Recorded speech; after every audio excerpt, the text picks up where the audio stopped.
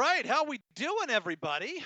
Welcome to another edition of Flamesnation Live. It's not just me, it's Steinberg and Ryan Pike along with you on this Tuesday night. Hopefully you're all doing well. Hopefully you've been able to, whether it be in person on Sunday or online on Monday, been able to watch some Calgary Flames preseason action and start to make your own opinions and your own conclusions about the beginning of the preseason. And welcome to the program. I'm here in the Sportsnet 960 studios downtown Calgary. Ryan Pike in his satellite studio. Who do we got on with us? It was Gaurav in first, then Jordan, then Dallas. Jordan's already got a question in, but let's say hello to Pike. What's going on, Mr. Pike? Hi, Pat. I'm doing pretty well. How is scenic Abbotsford, British Columbia? I was here, so the downtown studio was as fluorescently lit as any other time. It looked just fine on the web stream.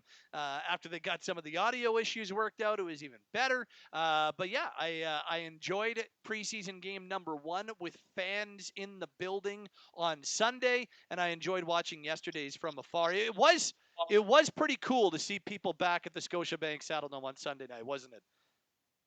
I agree. Let's be completely honest. It'll take folks a while to feel completely comfortable, but everyone there is vaccinated. And everyone, I think I sometimes disagree fundamentally with Daryl Sutter, but Daryl had a good point when I think a few days before the home opener or the preseason home opener when he just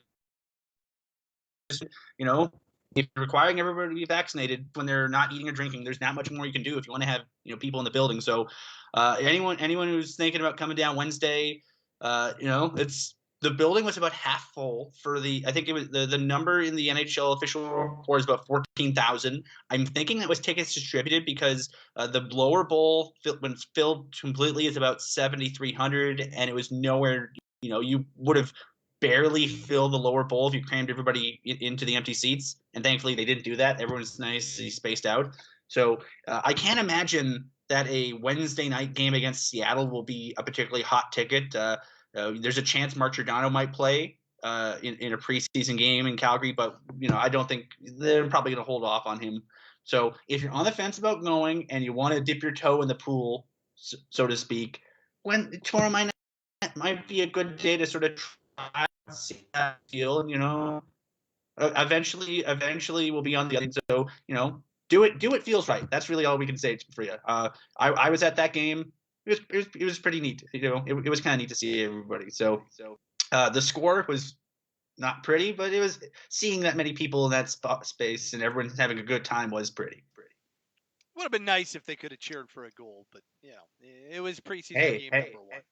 We got some sweet saves by Daniel Vladar, including the pad stack with his back to the play. That was just I hadn't seen that before. It's almost a shame it was in a preseason game because it would have been nice to see for a national TV audience to see Vladar do something. Maybe he hasn't. Didn't John Gillies make a ridiculous save in the preseason one year? The kind of the behind the back thing that he made. So I mean, we've seen good saves in the preseason. Dan Vladar's got a better chance of playing lots of games than John Gillies did. I'm very confident of that. So get your questions, get your comments in on the live chat. It's Steinberg and Pike along with you on Flames Nation Live. Questions, comments, we'll get to them on the live chat as the program goes along. And of course, Flames Nation Live is brought to you by DoorDash, and first-time users of DoorDash, listen up. You can still use the promo code FNLiveDD by doing that online or on the app. You're going to get yourself 25% off your first order and free delivery. FNLiveDD is the promo code, and DoorDash brings you Flames Nation Live twice a week throughout the season. So let's get to the first 2 preseason games. 4-0 loss Sunday at home to Edmonton, and it was a 4-2 loss on the road in Abbotsford against the Canucks last night. And Pike, I got to be honest with you, this is the time where if you're a young player, this is the time where if you're knocking on the door trying to get into the lineup, that you're supposed to make an impression, because the veterans, the guys who know where they're playing on October 16th, they're just going through the motions right now. They are solely getting ready for the start of the season. They're not really worried about how they look in the preseason. So this is when, if you're a Matthew Phillips, if you're a Jacob Pelche, if you're somebody in that mix, you're supposed to be making your impression right now. And I got to be honest, there have not been a lot of impressions made by those type of players right now, and through the first two games. Yeah, I think when he spoke to the media last week, Daryl Sutter indicated first three games might be the only chance some of these guys on the bubble get to make an impression, because from what he said, the roster is going to get cut down to something in the 30s. I think he said 30, but I think he meant somewhere in the 30s based on the numbers. And then they play 5 games in 9 days right after that. So they're going to get to the NHL roster pretty quickly, because I think probably the last 2 games or so they want to run basically with a full NHL contingent, which means you might keep a few extra bodies around. But off the top of my head, in the Flamesnation Slack, we were sort of looking at the roster, and we, without really trying, came up with 18 to 20 guys they could cut tomorrow to bring the roster down. So they're if the guys who don't have a lot of chances to really do anything will be gone pretty quickly here. The waiver period begins on Thursday. I believe Thursday is the first day that you can throw guys on waivers, and then they be assigned Friday. So you can basically cut them on Thursday. And I think the expectations we're going to see big cuts for Thursday. So tomorrow against Seattle is the last chance for some of these guys to make an impression. And like you said, I mean, who's made an impression? I mean, Connor Mackey had a nice goal through traffic last game against Vancouver. That was pretty decent. Adam Ruzicka had a nice screen on that goal. Actually, Pospisil, had a nice screen on that goal. I mixed up my Slovaks. So, I mean, I guess that's an impression. Dan Vladar has done a nice job seemingly cementing that number 2 role. He's a young guy. He's only played 5 games, but he was sort of penciled in because of his waiver status. So if you were someone thinking, man, maybe Connor Zary can bust in. Unfortunately, he's hurt. He's going to go straight to Stockton. Maybe Pelche can. Pelche was, to be honest, I'm a big Pelche guy. He was largely invisible in the first 2 games. So, the NHL is tough, and NHL preseason is almost as tough, because there's a lot of big boys who aren't really doing a lot of anything. They're just sort of sitting there being big, and you got to figure out ways to stand out. And unfortunately, a lot of the guys on the bubble have just sort of been merely present, but they haven't really done anything. So they get one more chance against Seattle. Seattle's coming off. I think they've played Vancouver and won 5-2 in their preseason opener. I believe that was in Spokane, the home of former Flames player Derek Ryan. And then they played, I think, today up in Edmonton, and then they come down here and play tomorrow. So we'll probably see a completely different group of Seattle guys than Edmonton sees. And I hope the guys who seem like they'll be part of that 20 that go down on Thursday, I hope some of them feel the fire against their feet and try to do a bit of something, because right now the decisions for Brad Treliving and Daryl Sutter, when they have to make that roster for opening night, they're very easy right now. And I think it's not going to be great for everybody if the decisions are this easy come October 12th. Pelche's been disappointing for sure. Ruzicka, haven't seen much of him.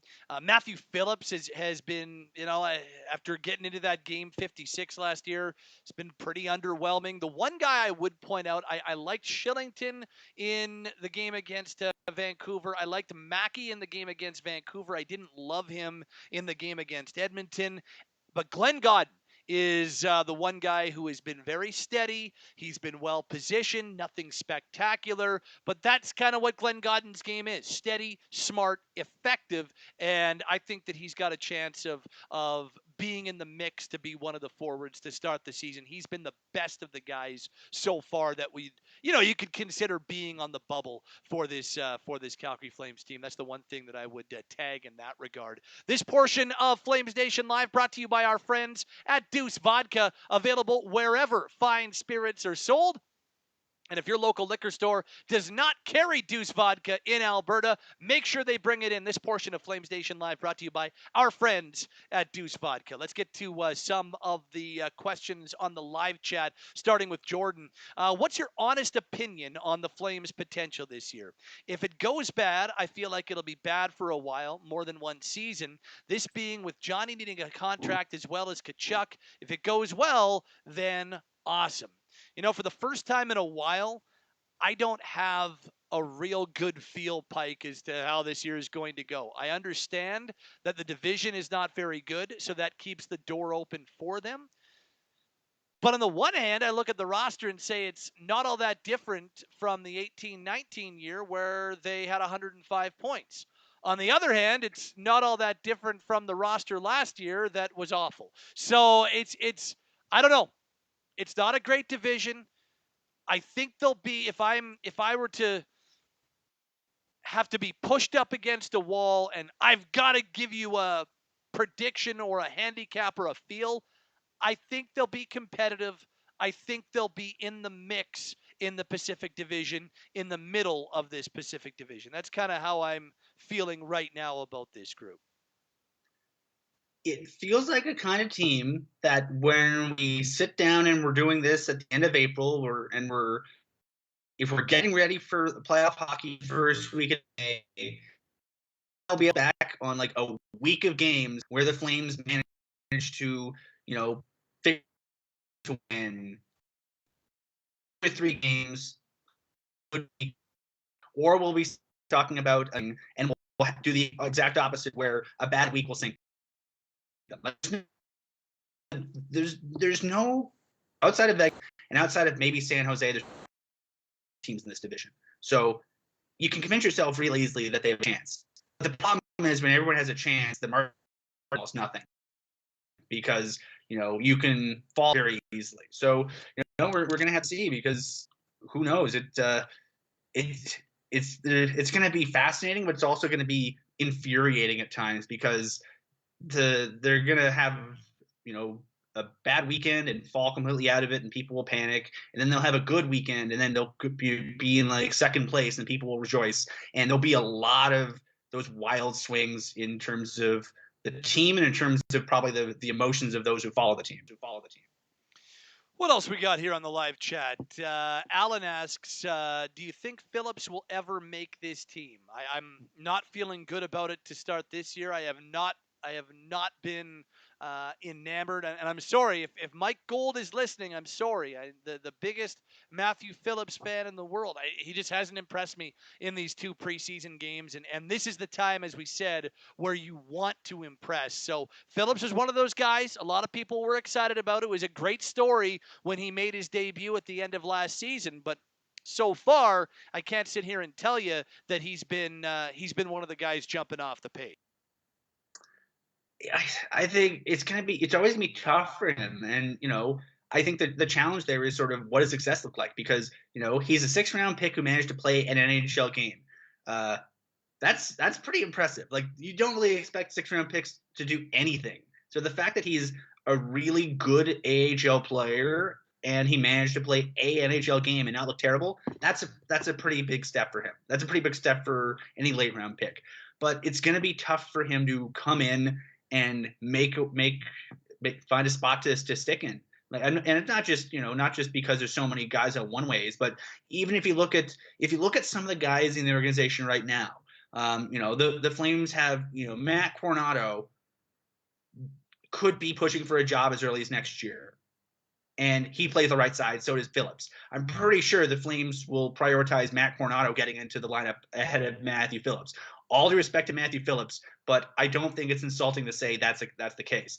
Maybe you can play the off wing. Well, you have until somebody leaves your organization, who do they have on the wings? They have Blake Coleman. They have Elias Lindholm if he's a center. They have Matthew Tkachuk.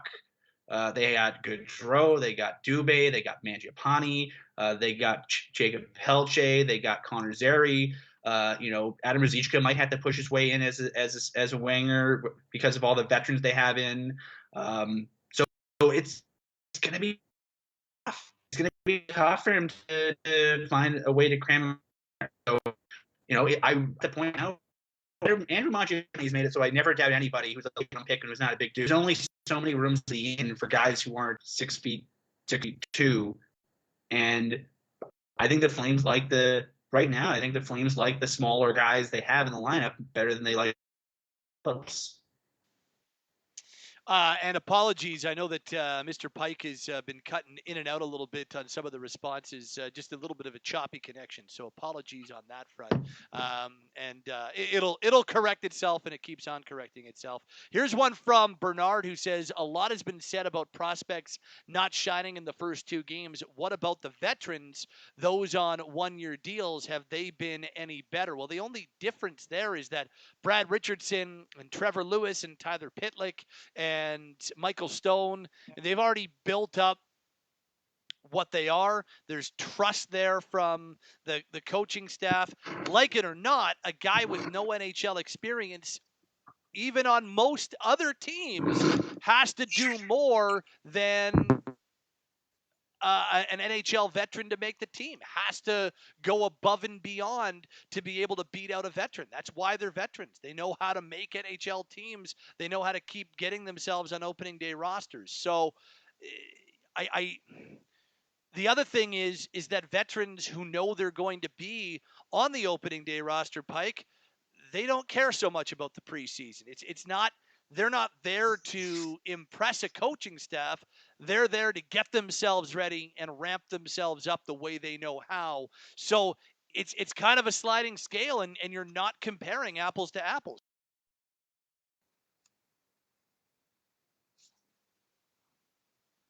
I'm not sure what's going on with Pike. Now he's just a frozen man. I don't has Pike. I don't know if Pike has changed internet connections or what's going on, but now it just looks like a scary ghost at the bottom of the screen. We'll see if Pike's situation corrects itself, because now he's all grainy and it looks like a ghost. What else we got here? Thoughts on Vladar so far? I would suggest, and we'll see if Pike can hear, but I would suggest that Dan Vladar has been probably the most impressive player so far in these two preseason games. Probably has been the guy that has impressed the most. I like how reactive he is. I like how athletic he is. I like how well positioned he is. Pike, I really like Dan Vladar. I'm feeling more optimistic about the backup goalie situation with what I've seen from number 80 to this point. He's big and he plays big. And I like the fact that, when you talk to him, he's very humble, very soft-spoken, and, he seems like a guy that feels like he has to perform well to stay around. And that's probably true, so it's good that he feels that way. What else we got here? A couple more on the live chat before we get to our last topic of the day. A couple people wondering, which Sean Monahan do you think we'll see this year? This from Robert. The Monahan from his first 5 seasons or the Monahan from the last couple of seasons? I don't know. We haven't seen him yet in the preseason. We won't see him until later in the preseason, Pike. I don't know. I don't know what to expect from Monahan this year. I'm hoping that the surgery has corrected things. I'm hoping, because we found out that he was playing through something starting from game 6 last year. So I'm hoping that that was the primary reason for his struggles last year. And, just knowing what he's been before, it'd be nice for him to bounce back and to have the injuries behind him. But I don't know. I don't have a good feel on what we're going to get from Sean Monahan this year. When the NHL sent out those to the media their revised guidelines for officiating this year that targeted actually calling cross-checking, probably nobody in the NHL, or at least nobody in red, was happier than Sean Monahan, because Sean makes his money and scores his goals in that high-rent district around the blue paint. And if you look at the kind of surgeries he's had, shoulder, hip, hand, he looks like, I imagine if you see him with his shirt off in the locker room, he's probably just scar tissue from like his shoulders all the way down to his upper hips. So if they call it, and if he can avoid injury, Sean Monahan's done nothing but score goals since he came into the league. But at a certain point, the body just says no more. So hopefully he's healthy because it'd be a shame if he doesn't get a chance to have a full season and actually show what he can do. Especially if you look at if you're a romantic and you look at this era of the games, there's no more Jordano. This could be potentially the last dance for this group. Imagine how much of a shame it would be if Gaudreau and Monahan don't get a chance to do what Gaudreau and Monahan do because Monahan is absolutely made of bruises at this point. To Sam's question, no update yet on the status of Tyler Pitlick. And finally, from Gaurav, before we get to our final topic, do you feel Shillington has a chance to crack the roster? I'm with you, Gaurav. I think that he looked good last night in that preseason opener. Where's his spot? That's the problem. Like, it just feels like he's in no man's land at this point. He's clearly better than an AHLer. And I think that he has progressed from beyond being in the AHL. He requires waivers to be sent to the American League, but he's also not in the top 7 on this Flames team. It's a bizarre spot for him. I don't know where Oliver Shillington fits in the plan right now. I really don't. That's why I call it no man's land. The thing that helps Shillington is that he can play both sides, which is really good. But I know people will hate to hear this. The reason why Michael Stone got so many games last year is that Michael Stone avoids what Daryl Sutter calls the big mistake, where, does Stone go end to end and make pretty snipes? Definitely not. He would probably say that that's not his forte. But Michael Stone plays what coaches love, that simple glass and out, game. He's the kind of guy who's able to lean on guys in the corners and wear the guys down. And he's a metronome. It's nothing flashy, but it's effective. And he was really effective in the last 20-some games last season with Juuso Valimaki. I think one of the things that made Valimaki really play well last season was he didn't really have great chemistry with Nikita Nesterov. Granted, Nesterov didn't have a lot of chemistry with a lot of guys, but Valimaki and Stone really complement each other really well. And if you're someone who's thinking that their goal this season is to squeeze as much development as they can out of Valimaki when he's still relatively cheap, I mean, you almost need someone like Michael Stone to do that, because I don't know if Valimaki's complemented as well by someone like Shillington with a little bit more wildness in his game. So, like, can Shillington be your 7th guy? I don't know if he can bump Stone out of that spot. Partially because Stone is dirt cheap, but also because Stone has proven to be really effective at a moment's notice being thrown in when someone has a cold or a hangnail or something. And Shillington, I just don't know if he has that kind of flexibility in his game. Final topic on this edition of Flames Nation Live. Wrote about it today at flamesnation.ca, and that is the future of the captaincy with Mark Jordano no longer on the team. And I'm just curious, we don't have to spend a lot of time on this, Pike. I think there's plenty of reason not to name a captain right away. And I know that this organization typically does have captains. They haven't gone without one for a full season in 30 years. 1991 was the last time they did not have a captain for an entire season. I just don't know if there is an obvious. I could make great cases right now for Michael Backlund, for Chris Tanev. You could, those would be the two for me that you can make great cases for right now. But I feel like you have more options, and I feel like there are things kind of develop naturally, and you'll have a better idea if you wait a little bit. If you don't make that decision in time for the start of the season, maybe you give it a month or two into the season. Maybe you give it an entire season. I just don't think they need to name a captain in the next couple of weeks before the regular season starts. Well, I think Pike, you knocked out your audio somehow. Now you're coming in completely silent. I don't know if you knocked your microphone out or what, but I can't hear. I bet you're saying just the most. There you go. I can hear you a little bit. So try again.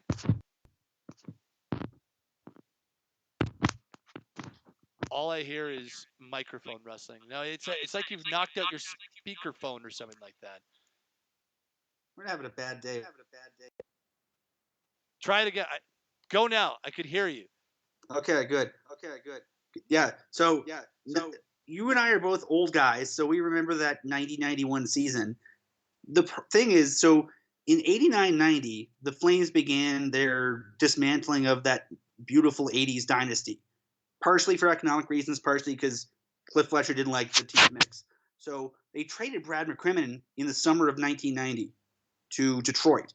And so the fact they didn't have a captain in 1991 is basically because the team had kind of an identity crisis where they didn't really know who the leaders were or what the direction of the team was. So, old trader Cliff went, screw it, just go with nobody then. If there's nobody who makes sense, just go without, see how it happens. And the team had some bumps in the road, but they managed to figure things out, and then they went on a run. I think the one thing the Flames don't want to do is have a captain for the sake of having one, because then you have Todd Simpson as your captain. All due respect to the illustrious young guns captains of yesteryear, but those were not guys that really, inspired confidence. And so why just give a guy the C to give the guy the C? It's kind of how I feel. It's kind of why I think you could let this thing develop. Maybe it's Lindholm. Maybe it's Kachuk. Maybe it's Backlund. But if you let it develop a little bit, then the right decision, I think, becomes clear. Obviously, you and I aren't in the locker room. The guys in the locker room are the most important. They're the ones that should have the loudest voice in this, of course. But just kind of feels like there's plenty of reason to let this thing organically play out a little bit. That article is up at flamesnation.ca right now. Okay. Flames Nation Live, always brought to you by DoorDash. One more plug, FN Live DD is your promo code for 25% off your first order and free delivery. Once again, use the promo code FN Live DD. Flames Nation Live, always brought to you twice a week by DoorDash. Pike, what's coming up in the next little while on flamesnation.ca? Well, lots and lots of games. So many games. And as the cuts come down, we're going to take some looks at how the team's minor league depth is going. And for those prospect honks, good news. There's enough prospect stuff going on that we have the first prospect update of the season starting tomorrow. Find out which Swedish players are playing well and which ones aren't even playing. All on flamesnation.ca. Ryan Pike is the Flames Nation overlord. Get him on social media. Follow Flames Nation on social media. My name is Pat Steinberg. We'll be back tomorrow. It is a 7 o'clock face-off, 6 o'clock pregame show on Sportsnet 960 The Fan. Big show goes from 2 till 6 every day on Sportsnet 960 The Fan. Join our colleague, Frank Saravelli, with me tomorrow, 2:30 p.m. on Sportsnet 960 The Fan, the man who is overseeing all of the Daily Face-Off and Nation Network universe. That would be the one, the only Frank Saravelli. Be well. We'll talk to you probably Thursday night for the next edition of Flames Nation Live. He's Pike. I'm Steinberg. Stay safe. Be kind to one another. We'll talk to you soon. Enjoy preseason game number 3. This has been another edition of Flames Nation Live, brought to you by